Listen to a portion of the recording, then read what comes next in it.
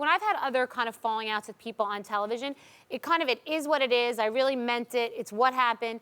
With you, we met in the beginning, and I remember us going out, and we had a great time. We always had a great time socially, and I always thought you were really cool. And your platform was the Countess, and you were writing a book on being appropriate. And you had stuff going on in your personal life, and I had stuff going on in my personal life. So when we would be out, we would kind of have a certain dynamic. Then we're on the camera, and since your thing was had to be appropriate, I would always feel like, yeah, but what about some of the other stuff we talked about? You know, I felt like we couldn't have a really honest friendship on the show. Does that make any sense what I'm saying? Like, you were going through some difficult times personally, and I knew about that. Right. And we kind of went through some of that, and we couldn't go through it on the show, but we went through a lot of my stuff on the show and things that I wasn't doing that were appropriate dating-wise. And I always felt like I kind of wanted to say to you, well, what about what you're doing? But I couldn't because you have kids, and it was a different story. So I felt like it was not a level playing ground. Just because you're doing a reality show doesn't mean you have to lay out all your laundry. But I always did.